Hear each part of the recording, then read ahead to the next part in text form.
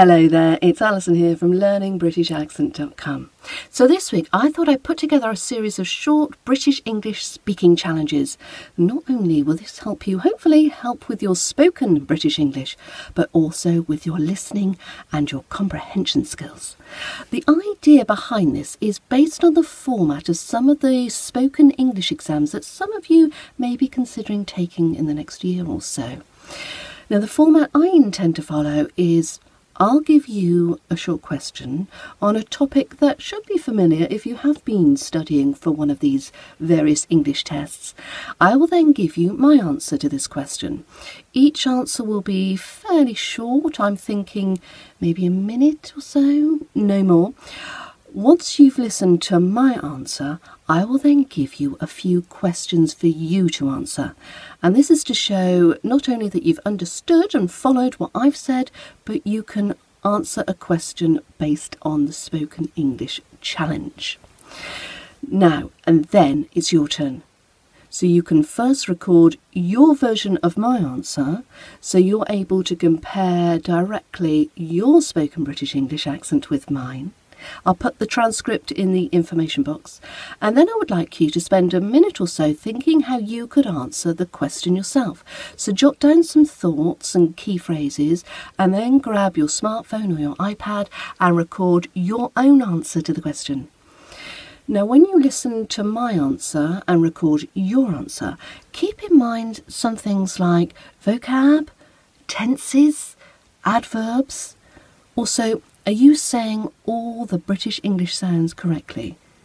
Are you noticing and using the features of the connected speech? Things like when words run into each other, there's sounds dropped or there's sounds added.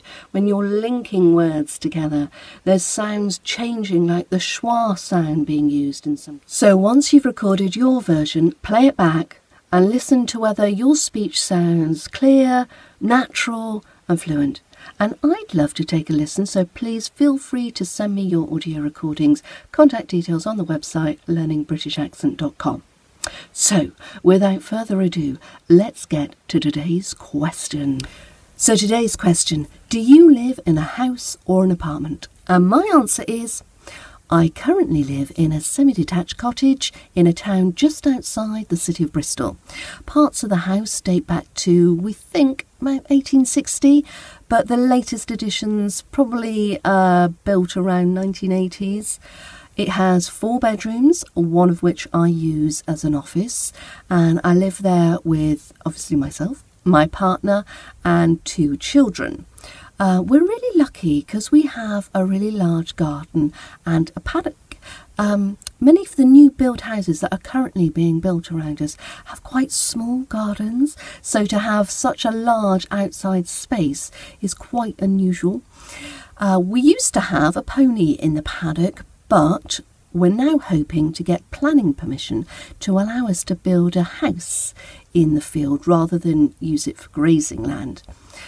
I have to admit, I've not really enjoyed the past 7 years that we've lived in this particular house, and I'm really looking forward to the opportunity of creating and designing and building a new home in the paddock. So fingers crossed we get planning permission. So that's my answer, short and sweet. So now take a look at the screen. I've added some questions up there. Take a listen to my speech again and see if you can give the correct answers to these questions.